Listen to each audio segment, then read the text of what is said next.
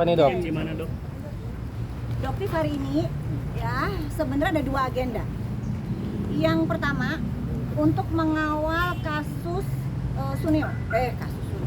kasus DRL ya, di mana atas laporan Doktif tentang undang-undang kesehatan. Bang Caca tolong di sini.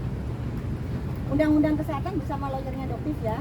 Jadi undang-undang kesehatan dan perlindungan konsumen yang kalian ketahui yang Doktif laporkan adalah DNA salmon, white tomato dan stem cell ya, yang saat ini sudah ditetapkan menjadi tersangka dan seharusnya hari ini adalah panggilan untuk melengkapi pemeriksaan yang kedua. Tetapi sesuai persis dengan prediksi Doktif, semalam dia mengupload story tentang dia yang menggunakan infus ya, dia menggunakan infus, dia mengatakan dia tumbang, dia sakit, padahal kita tahu selama ini kalau dia dugem bisa sampai pagi itu nggak ada kata sakit. Dan baru kali ini dalam sejarah dunia medsos atau akun yang dimiliki oleh saudara DRL, baru kali ini dia memposting kondisi dia yang sakit. Ini adalah salah satu bukti bahwa dia sebenarnya penakut. Yang kedua, dia itu kan menjual stem cell. Stem cell itu kan bisa menjaga stamina kita. Itu adalah salah satu bukti bahwa stem cell yang dia jual di klinik dia adalah palsu. Ya, mini stem cell yang dia jual adalah dia palsu. Buktinya apa? Dia sendiri penyakitan. Ya. Tapi Doktif katakan ya, Doktif ingatkan ini kepada saudara DRL, kamu ingat perlakuan kamu terhadap Kartika Putri pada saat beliau terkena sakit, apa yang kamu katakan? Pada saat itu kamu katakan Kartika Putri terkena azab. Ya, saat ini Doktif kembalikan ke kamu. Kamu bukan sakit, itu adalah azab dari penjual tomat busuk, DNA lele dan stem cell palsu. Ya. Jadi ini pelajaran buat kamu DRL. Ya, melawan Doktif kamu bukan siapa-siapa. Uang yang kamu tawarkan sebesar 5 miliar ke Doktif, itu Doktif tidak akan terima. Kembalikan ratusan miliar uang masyarakat yang sudah kamu ambil. Itu persyaratan damai. Jangan pernah memberikan Doktif uang damai di balik sembunyi-sembunyi di belakang masyarakat. Kalau kamu ingin ketemu Doktif, di depan jurnalis. Kalau kamu ingin berdamai dengan Doktif, fair aja, berapa kerugian masyarakat, kembalikan uang mereka. Itu baru kita damai. Jangan ajak damai Doktif di belakang. Seperti itu. Ya, yang kedua, Doktif melaporkan dugaan pemalsuan logo halal yang dilakukan oleh owner atau selebgram dengan inisial MH. Ya, dan ini juga bestie dari DRL. Ya, brand dari brand lendir atau brand L. Ya. Jadi memang diduga ada pemalsuan logo halal dan Doktif datang kali ini untuk memberikan laporan. Selain itu ada yang ketiga, Doktif akan melaporkan ke SPKT tentang pemalsuan nomor plat mobil mewah yang dilakukan oleh DRL. Jadi hari ini sebenarnya ada 3 agenda, tapi rupanya hanya 2 agenda yang bisa kita laksanakan. Ya. Mungkin ada tambahan? Ya, intinya hari ini kita datang terkait dengan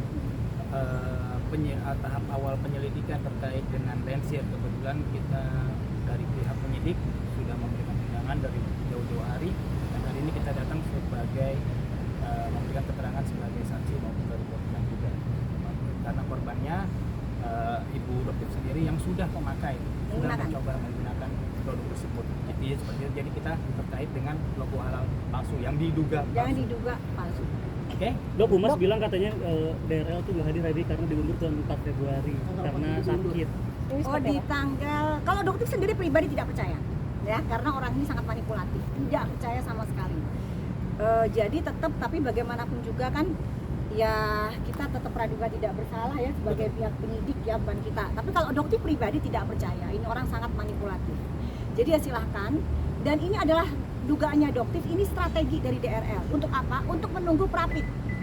Doktif ingatkan ya DRL ya, yang kamu lawan kali ini bukan macan tapi serigala. Ya, bukan macan lagi yang kamu lawan, serigala yang nggak takut apa-apa.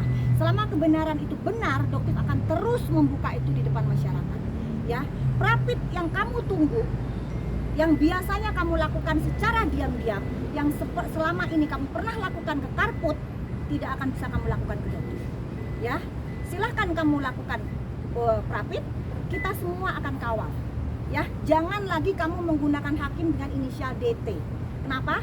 Karena per hari ini Doktif akan meminta dari lawyernya Doktif untuk mengirimkan surat ke KPK, ya, untuk pengawalan dari hakim yang akan menjadi hakim di Prapit dari DRL. jangan sampai ada dugaan aliran dana. Yang dulu sempat diduga ada aliran dana ke hakim inisial DT. Ya, jangan ada lagi. Di sini jangan ada permainan apapun. Kita akan bongkar sebongkar-bongkarnya, setransparan mungkin. Ya, jangan sampai ada sesuatu di belakang ini. Untuk Pengadilan Jakarta Selatan, kita mohon jangan pernah ada transaksional apapun, karena KPK pun akan minta untuk turun tangan.